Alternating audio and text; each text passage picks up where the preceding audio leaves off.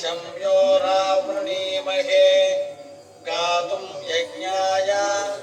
गातुं यज्ञपतये दैवी स्वस्तिरस्तु नः स्वस्तिर्मानुषेभ्यः ऊर्ध्वं जिगातु भेषजं शं नो अस्तु द्विपदे शं चतुष्पदे ॐ शान्ति शान्ति शान्तिः सहस्रशीर्षा पुरुषः सहस्राक्षः सहस्रपात् सभोगं विश्वतो भूत्वा अत्यतिष्ठद्गजाङ्गुलं पुरुष एवेदं सर्वं यद्भूतं यच्च भव्यम् उदामृतत्वस्येष्यानः यदन्येन्नान्तिरोहति एतावानस्य महिमा अतो जायाविच्युतपुरुषः नोऽस्य विश्वाभूतानि त्रिपादस्य दिवे त्रिपादोर्ध्वमुदैत्पुरुषः पादोऽस्येह भवात् पुनः ततो विश्वं व्यक्रामतो शासनानशने अपि तस्मात् विराडजायत विराजो अधिपूरुषः स जातो अत्यरिच्यत पश्चाद्भूमिमधो पुरः यत्पुरुषेण हविषा देवा यज्ञमतन्वत वसन्तो अस्यासीदान्यम् ग्रीष्म इद्मः शरद्धविः सप्तास्यासन्मरुधयः त्रिसप्त समिधः कृताः देवा यज्ञं तन्वानाः अबध्नन् पुरुषं पशुं तं यज्ञं बर्हिषि प्रोक्षन् पुरुषं जातमग्रतः तेन देवा अयजन्त साध्यार्षयश्च ये तस्माद् यज्ञात् सर्वभूतः सम्भृतं पुरुषदाज्यं पशुगुस्तागुश्चक्रे वायव्याम् ग्राम्याश्च ये तस्माद् यज्ञात् सर्वभूतः विश्वामानिविग्रे चन्दाविंशतिग्रे तस्मात् यजुस्तस्मादजायत तस्मादस्य अजायन्त एके च भयादतः गावो हविग्रे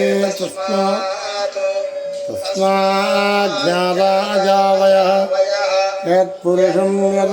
यदधो प्रतिधापकल्पयम् मुखिं किमस्य कौ बाहो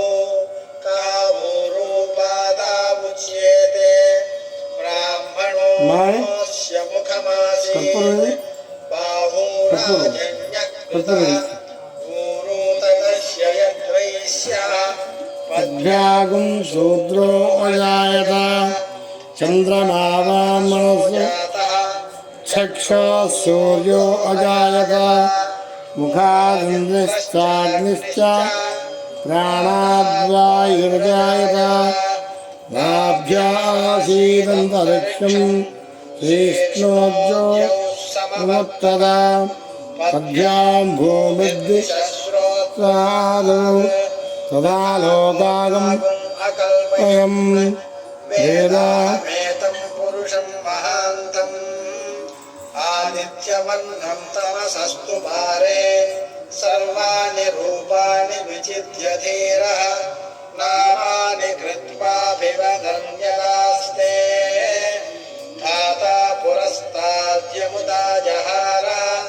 शक्रः प्रविद्वान् प्रदिशश्च तस्रः तमेवं विद्वानमृत ह्य भवति नान्यः पन्था अयनाय विद्यते यज्ञेन यज्ञमयजन्त देवाः तानि धर्माणि प्रथमान्यासन् ते अनाकं महिमानः सजन्ते यत्र पूर्वे साध्याः सन्ति देवाः अभ्यः सम्भूतः पृथिव्यैरसाच्च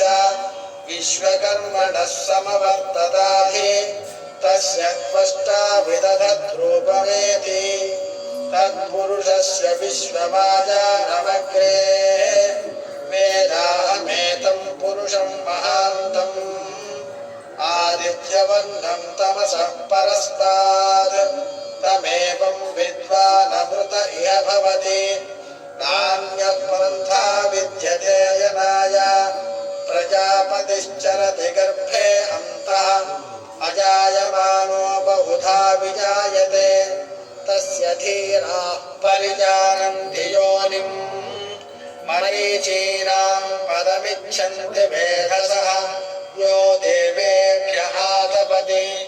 यो देवानां पुरोहितः पूर्वो यो देवेभ्यो जातः नमो रुचाय ब्राह्मये रुचं ब्राह्मं जनयन्तः देवा अग्रे तदब्रुवन् यस्त्वैवं ब्राह्मणो विद्यात् तस्य देवाः सन्वसे ह्रीश्चरे लक्ष्मीश्च पत्न्यो अहोरात्रे पार्श्वे नक्षत्राणि रूपम् अश्विनौ व्यात्तम् इष्टं मनुष्याण अमं मनुष्याण सर्वं मनुष्याण तत्संयो रावृणीमहे गातुं यज्ञाय गातुं यज्ञपतये दैवी स्वस्तिरस्तुनः स्वस्तिर्मानुषेभ्यः ऊर्ध्वं जिगातु भेषजं सन्नो अस्तु द्विपदे शं चतुष्पदे ॐ शान्तिः शान्तिः शान्तिः